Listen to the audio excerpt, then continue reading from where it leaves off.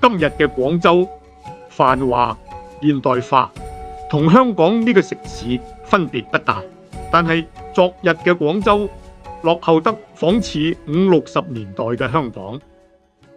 大家好，歡迎收睇雞腿貓頻道。話說有一段時間都冇出短線團系列嘅片，今次終於返嚟啦。希望日後我會跟多啲團，拍多啲片俾大家參考。今次我就參加咗百達旅遊廣州清遠純玩2天團，團費非常之吸引，68蚊位。如果係星期五或者星期六出發，團費就要加多10蚊，而每日導遊服務費係80蚊，2日加埋就係160蚊。行程方面其實就冇咩特別，主要就會參觀位於廣州嘅辛亥革命紀念館，同埋喺西華路美食街度食嘢。出發當日早上嘅9點半，我就嚟到深圳灣口岸集合。導遊點好名齊晒人之後，就帶我哋去旅遊巴停泊處度上車，然後就出發啦。旅遊巴去到10點4左右就嚟到萬頃沙服務區，俾我哋落車去個洗手間嘅。通常呢啲服務區都係停留15分鐘左右，然後我哋團友都要準時上車出發，繼續我哋嘅行程。中午12點零鐘，我哋終於嚟到廣州西華路美食街。導遊同我哋講，大約會俾2個鐘時間我哋自由活動，自己揾嘢食。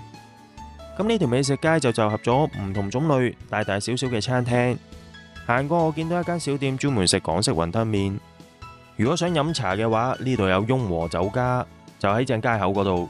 附近仲有一間專門賣燉湯同埋蒸飯嘅鋪頭。睇翻價錢牌都唔算話好貴，蒸飯都係10零蚊啫。咁呢條街都好多間賣腸粉、生滾粥嘅餐廳。咁我自己就去咗西華路美食街，過幾條街口一間叫做銀記腸粉店度食午飯。我就叫咗佢哋金獎鮮蝦牛肉腸同埋艇仔粥，呢度加埋36蚊。佢哋嘅艇仔粥都幾足料，除咗有唔少嘅魚片，仲有蝦啊、油炸鬼咁樣。咁我自己係好滿意嘅。反而佢哋鮮蝦牛肉腸，我自己覺得味道就一般般，特別係佢哋個豉油就偏鹹咗少少啊。食完粥同埋腸粉，見仲有時間，加上有啲口痕，就入咗去呢一間南方園度食糖水。見佢哋主打係榴蓮糖水，咁我就嗌咗一碗椰香榴蓮，呢度一碗19蚊。雖然呢係一碗熱嘅糖水，但係裏面大大嚿嘅榴蓮就係凍冰冰，睇你自己個人接唔接受到啦。雖然我自己好中意食榴蓮，但係都唔係好頂得順啊。食完糖水，咁我就翻返去落車點嗰度等候導遊指示安排上返旅遊巴，出發去下一個景點。呢個黃埔古港呢，佢唔喺黃埔區啊，喺海珠區啊。呢個白雲機場呢，佢唔喺白雲，就喺花都。我哋搭咗差唔多1個鐘嘅車程，就嚟到位於廣州黃埔區嘅辛亥革命紀念館。佢係廣州市為咗紀念辛亥革命而興建嘅專題紀念館，亦都係國家1級博物館嚟嘅。呢座紀念館成立於2011年，佔地面積有5.8萬平方米，而總投資超過3億元人民幣添啊！成個紀念館整體嘅建築外牆係由花崗岩砌成，外形就好似一塊塊石頭咁樣，石頭已經被鑿開，寓意英烈們開天劈石的勇氣和艱苦卓越的歷程。我哋就沿住呢條斜路行入去主入口位置，沿途都會見到好多嘅辛亥烈士銅像，吸引到唔少遊客喺度影相噶噃。行到主入口位置嗰度，我哋會見到好多遊客停留，因為呢度樹立咗一座高4米、命名為風雨太賢嘅孫中山全身雕像。呢座雕像係由著名嘅雕塑家唐大希創作嘅。喺門外邊影完相之後，我哋就入去紀念館參觀。呢度其實都好熱鬧，有唔少嘅本地遊客，同埋好似我哋咁樣香港旅行團過嚟參觀。展館入邊嘅主題主要都係圍繞住辛亥革命。咁喺廣州設立呢個辛亥革命紀念館係咩原因呢？原來廣州係辛亥革命嘅策源地，有幾個原因嘅。第一，廣州喺近代歷史上面有反帝反封建鬥爭嘅傳統，例如三元里抗英。第二就係思想上面，廣州人係比較容易接受新嘅思想，因為廣州係千年商都，所以喺思想上準備係比較充分、比較充足嘅。第三就係物資上嘅準備，因為廣州相對喺內地嚟講係比較富裕，起義革命係需要資金，亦都需要槍械同埋子彈，加上交通比較便利，所以喺物資上面準備係比較充足嘅。廣州除咗係辛亥革命時期嘅策源地，亦都係主要戰場嚟嘅。係孫中山先生多次嘅策劃、組織、舉行反清武裝起義嘅地方，所以喺廣州設立辛亥革命紀念館絕對適合不過。喺呢個紀念館度，我哋大概逗留咗1個鐘，然後上返旅遊巴出發去清遠食晚飯。晚上6點鐘，旅遊巴就途經清遠環河服務區，俾大家落車休息，去個洗手間咁樣嘅。大約逗留15分鐘到，就繼續出發去餐廳啦。由服務區大約搭多半個鐘車程，就嚟到清遠雲海閣酒樓食晚飯。我哋坐低冇幾耐，餐廳職員就先嚟咗個湯俾我哋飲，跟住就嚟咗一大盤嘅撈雞，同埋幾份嘅炒菜俾我哋，仲有蒸南瓜，跟住就係釀三寶，裏邊有茄子、苦瓜、豆腐等等嘅。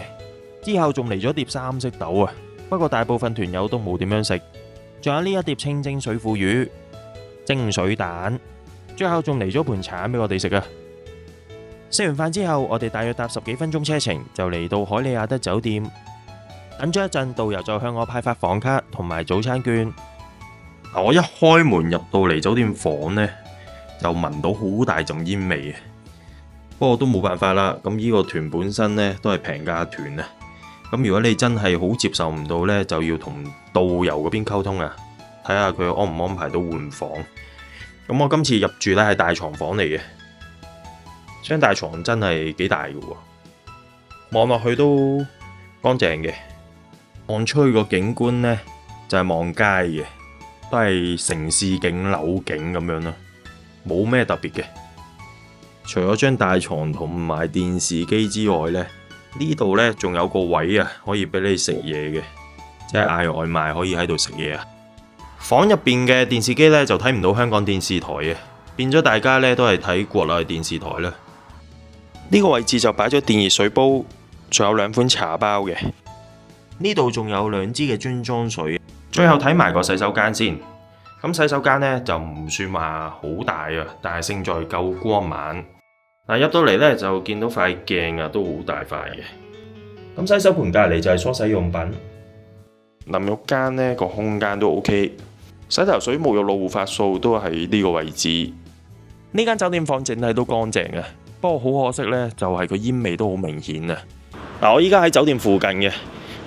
依家溫度大約9至10度啊，清新區呢邊，咁變咗大家行夜街嘅話都要着多幾件衫啊。酒店附近都會有幾間嘅快餐店，同埋食嘢嘅一啲餐廳啊、小店咁樣，仲有唔同嘅養生館、按摩店，同埋打橋牌嘅地方。酒店附近有間趙一鳴零食，如果想買下零食、嘢飲或者啲日用品嘅話，近近地呢一個係唔錯嘅選擇。喺條街行咗一陣，我就返酒店房休息，順便呢就嗌咗個美團外賣啊，諗住喺酒店房度食個宵夜。最後我就決定嗌肉蛋炒河粉同埋枸杞葉豬雜湯，加埋只係21個9，同埋佢哋送餐時間都唔會話好耐，大概半個鐘頭到就送到嚟酒店房門口。早上7點3左右，我哋就可以去到酒店首1樓享用自助早餐。雖然佢哋自助早餐嘢食選擇就唔算話好多，但係勝在啲嘢食都好啱我哋香港團友食嘅喎。例如餃子啊、燒賣，仲有蒸番薯粟米咁樣。如果早餐想食飽肚啲嘅話，佢哋有蛋絲炒河粉，同埋有個麵檔，咁有3款麵底選擇添啊。早餐佢哋仲有白粥提供，唔想咁寡嘅話，你可以自己加啲花生啊、榨菜咁樣啦。你亦都可以配埋油炸鬼食嘅喎。呢個位置我哋會見到有方包同埋有部漢包機俾你看翻熱個包嘅，仲有果醬提供。最後飲品方面，我哋會見到有熱豆漿同埋有部即磨咖啡機。早上9點鐘，我哋就喺酒店退房，執齊行李出發第2日嘅行程。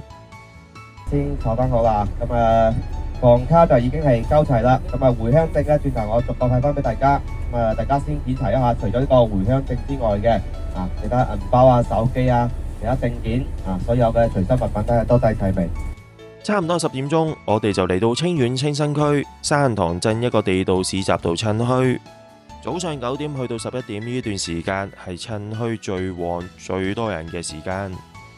但係大家要留意，當地嘅市集係有趁墟日呢樣嘢嘅喎。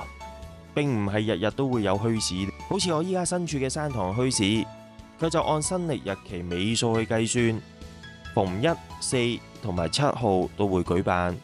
其實唔少人會喺度擺賣農產品、日用品同埋一啲特產嘅喎，所以都吸引到唔少本地人過嚟趁墟。現場你會聽到唔少嘅叫賣聲啊、講價聲咁樣嘅。對我哋一啲外地人嚟講，趁墟嘅氣氛係好實在，個場面係好熱鬧嘅。山塘墟市嗰度仲有個綜合市場嘅噃，主要賣一啲乾貨同埋海產嘅。呢度我哋見到有賣臘肉、臘腸嘅喎。但係大家要留意，臘肉、臘腸呢一類食品都唔能夠帶返香港嘅。呢一檔就見到賣腐竹同埋魚貝豆腐。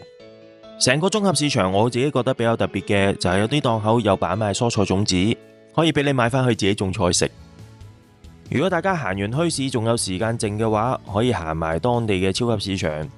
佢哋呢個超級市場都幾大嘅，日用品、食品等等應有盡有。行完墟市同埋超市，見仲有少少時間，去咗附近一間專門食石磨腸粉嘅鋪頭食返個腸粉。今次我就嗌咗個即叫即整嘅雞蛋腸，只係5蚊雞啫喎，熱辣辣咁樣上到台面，正啊！話說呢，旅遊巴坐隔離位嗰位團友呢，就呢2日行程係咁咳啦，佢自己冇戴口罩啊，所以呢，變咗我哋隔離咗有啲團友都要戴口罩。差唔多12點鐘，我哋就嚟到清遠博物館。清遠市博物館係一個綜合性博物館，收藏同埋陳列咗好多喺清遠市區入邊出土同埋徵集翻嚟嘅歷史文物、革命文物，以及係各類型嘅傳世文物。館裏邊依家各類型嘅收藏品有超過2700件。博物館佢哋除咗會陳列出多個嘅文物，亦都會不定期有啲臨時展覽俾大家睇嘅。如果大家想知多啲清遠嘅歷史文化，以及係佢一啲陳列嘅文物，嚟呢度就啱晒啦。中午1點，我哋嚟到聚豪酒樓食午飯。咁我哋坐低冇幾耐，就先飲咗碗湯，跟住就嚟咗呢款西芹炒腩肉，同埋有成隻豉油雞、番茄炒蛋、清蒸水庫魚、雲耳腐竹、土豆絲炒肉碎、椒鹽蝦，仲有炒青菜、青瓜炒肉片。最後仲有飯後水果。我哋食完飯之後就上返旅遊巴出發，返去深圳。大約搭咗個半鐘車程，我哋會嚟到麻涌服務區。咁呢度我哋都會停留15分鐘，俾大家落車休息下，去個洗手間咁樣嘅。